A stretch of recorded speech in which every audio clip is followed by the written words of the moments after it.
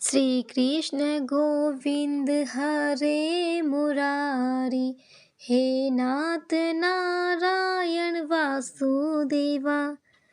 श्री कृष्ण गोविंद हरे मुरारी, हे नाथ नारायण वासुदेवा। बृहस्पतिवार का व्रत करने और व्रत कथा सुनने से सारी मनोकामनाएं पूरी होती है। इस व्रत से धन संपत्ति की प्राप्ति होती है। जिन्हें संतान नहीं है उन्हें संतान की प्राप्ति होती है। परिवार में सुख शांति बढ़ती है। जिन लोगों का विवाह नहीं हो रहा उनका जल्दी ही विवाह हो जाता है। ऐसे जातकों की आर्थिक स्थिति में सुधार होता है। बुद्धि और शक्ति का वरदान प्राप्त होता है और दोष दूर होता है। प्रारंभ करते हैं बृहस्पतिवार की व्रत कथा। सालों पहले एक गांव में एक गरीब धार्मिक ब्राह्मण रहता था जिसकी कोई संतान नहीं थी। वह रोज नहा धोकर सच्चे मन से देवताओं की पूजा करता था। पूजा करते समय संतान की मांग करता, लेकिन ब्राह्मण की पत्नी खूब आलसी थी। वह न तो स्नान करती थी और न ही पूजा पाठ करती थी। पत्नी की इस आदत से ब्राह्मण दुखी रहता था। ब्राह्मण के धार्मिक गुणों से उसके घर में जल्द ही संतान के रूप में एक पुत्री ने जन्म लिया। उसकी पुत्री भी ब्राह्मण की ही तरह धार्मिक थी। जैसे जैसे वो बड़ी हो रही थी, पूजा पाठ में उसका मन भी उतना ही लगने लगा। वह रोज सुबह उठती, स्नान करती और भगवान विष्णु का ध्यान व जप करती थी। इसी तरह वो बृहस्पतिवार का उपवास भी करने लगी। इससे ब्राह्मण के घर की गरीबी भी दूर होती गई। हर दिन पूजा पाठ करने के बाद वह पढ़ने के लिए स्कूल भी जाती थी।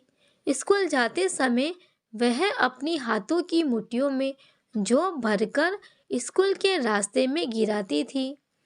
जब वह स्कूल से वापस घर के लिए आती तो गिराए हुए जौ के दाने को सोने में बदल जाते थे, जिन्हें उठाकर वह घर लेकर चली आती थी। एक दिन ब्राह्मण की बेटी सोने के जौ सूप से साफ कर रही थी।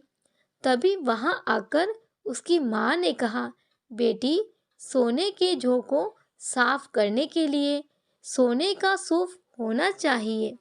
ब्राह्मण की बेटी को माँ की बात एकदम सही लगी। उसके अगले बृहस्पतिवार को उपवास रखने के बाद उस लड़की ने बृहस्पति देव से सोने का सूप मांगा। ब्राह्मण की बेटी हर बार पूरी विधि विधान से बृहस्पति देव की पूजा अर्चना करती थी। इससे प्रसन्न होकर भगवान उसकी सारी इच्छाएं भी पूरी कर देते थे। इसी तरह उन्होंने सोने के सूप वाली प्रार्थना को भी स्वीकार कर लिया। अगले दिन हर रोज की तरह ब्राह्मण की बेटी पूजा पाठ करके स्कूल गई और रास्ते में जौ के दाने बोते हुए गई। वापस आते समय जब वह जौ के दाने बीन रही थी तो उसे सोने का सूप भी मिल गया। सोने का सूप लेकर वह घर आई, जिससे उसने सोने के जौ साफ किए थे। एक दिन इसी तरह ब्राह्मण की बेटी घर के बाहर बैठकर सोने के जौ को सोने के सूप से साफ कर रही थी। तभी उसके घर के सामने से एक राजकुमार गुजर रहा था। राजकुमार ब्राह्मण की बेटी को देखते ही उस पर मोहित हो गया। जब वह अपने महल पहुंचा तो ब्राह्मण की बेटी के मुंह में उसने खाना पीना त्याग दिया। जब राजा को यह पता चला तो उन्होंने राजकुमार से इसका कारण पूछा। राजकुमार ने अपने दिल का सारा हाल राजा को बताया। अगले ही दिन राजा अपने मंत्री के साथ ब्राह्मण के घर गया और ब्राह्मण के सामने उसकी बेटी का विवाह अपने राजकुमार से करवाने का प्रस्ताव रखा। राजा का प्रस्ताव सुनकर ब्राह्मण बहुत खुश हो गया। उसने तुरंत ही विवाह करने के लिए हाँ कर दी। कुछ ही दिनों में राजकुमार और ब्राह्मण की बेटी की शादी हो गई। इधर ब्राह्मण की बेटी शादी होने के बाद अपने ससुराल चली गई। उधर ब्राह्मण फिर से गरीब होने लगा। उसके बुरे दिन वापस प्रारंभ हो गए। एक दिन ब्राह्मण अपनी बेटी से मिलने के लिए उसके ससुराल गया। पिता की हालत देखकर उसने बहुत सारा धन देकर ब्राह्मण को विदा किया। बेटी का दिया हुआ धन कुछ ही दिनों में खत्म हो गया और ब्राह्मण गरीबी की वजह से परेशान रहने लगा। ब्राह्मण फिर से अपनी बेटी से मिलने के लिए महल गया और उसने बेटी को सारी समस्याएं बताई। अपने गरीब ब्राह्मण पिता की बात सुनकर उसकी बेटी ने कहा, पिताजी, कल आप माँ को लेकर मेरे पास आए। मैं उन्हें बृहस्पति देव के उपवास और पूजन की विधि बताऊंगी। इसे करने से सारी समस्याएं दूर हो जाएगी। ब्राह्मण ने ऐसा ही किया। अगले ही दिन वह अपनी पत्नी को लेकर महल में बेटी से मिलने के लिए गया। पुत्री ने अपनी माँ को बहुत समझाया कि उन्हें आलस त्याग कर सुबह स्नान करना चाहिए और भगवान विष्णु की पूजा करनी चाहिए। लेकिन ब्राह्मण की पत्नी ने उसकी एक भी बात नहीं सुनी। वह अभी भी पहले की तरह रहती थी। माँ की ऐसी हरकतों से तंग आकर एक दिन उसकी पुत्री ने माँ को एक कोठरी में बंद कर दिया। उसे जबरन सुबह स्नान करवाया और भगवान विष्णु की पूजा करवाई। इससे उसकी माँ की बुद्धि में सुधार हो गया। अगले ही दिन ब्राह्मण की पत्नी सुबह उठती, स्नान करती और भगवान विष्णु की पूजा करती। सादी बेटी के बताए अनुसार हर बृहस्पतिवार के दिन वह उपवास भी करने लगी। इससे प्रसन्न होकर बृहस्पति देव ने उनकी सारी गरीबी और समस्याएं दूर कर दी। फिर वह सुखी और संपन्न जीवन जीने लगे। इस व्रत के प्रभाव से मृत्यु के बाद ब्राह्मण और उसकी पत्नी को स्वर्ग का द्वार भी मिला। इस कहानी से हमें यह शिक्षा मिलती है कि आलस्य करने से किसी भी तरह का काम नहीं बनता है।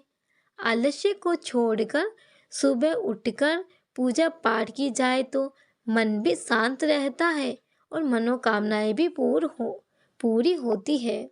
श्रवण करते हैं विष्णु भगवान की आरती का। ओम जय जगदीश हरे, स्वामी जय जगदीश हरे।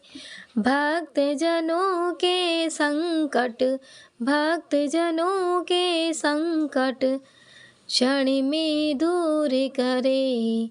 ओम जय जगदीश हरे। जो ध्यावे फल पावे, दुख बिन सेवन का, स्वामी दुख बिन मन का। सुख संपत्ति घरे आवे, सुख संपत्ति घरे आवे। कष्ट मिटे तन का।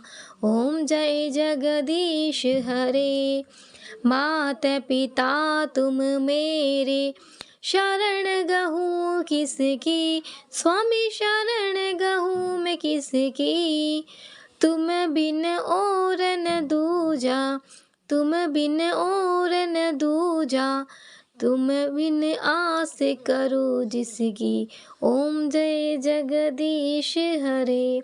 तुम पूर्ण परमात्मा, तुम अंतर्यामी, स्वामी तुम अंतर्यामी। पार ब्रह्म परमेश्वर, पार ब्रह्म परमेश्वर। तुम सबके स्वामी।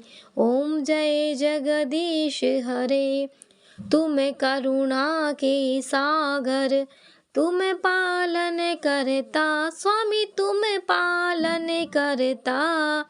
मैं मूर्ख खल कामी, मैं मूर्ख खल कामी।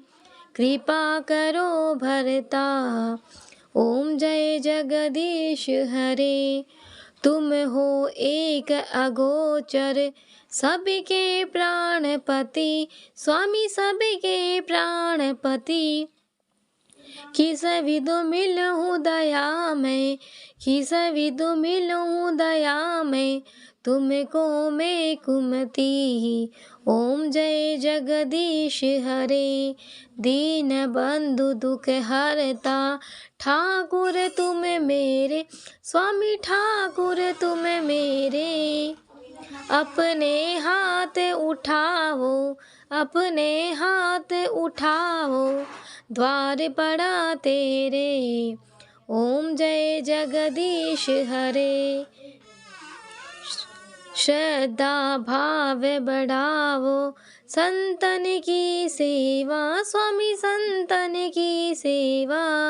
ओम जय जगदीश हरे, ओम जय जगदीश हरे, स्वामी ओम जय जगदीश हरे। भक्त जनों के संकट क्षण में दूर करे, स्वामी क्षण में दूर करे। ओम जय जगदीश हरे, ओम जय जगदीश हरे, स्वामी जय, ओम जय जगदीश हरे। आप सभी को यह वीडियो पसंद आया हो तो प्लीज़ इस वीडियो को लाइक करें, शेयर करें, सब्सक्राइब करें। आप सभी का बहुत बहुत धन्यवाद।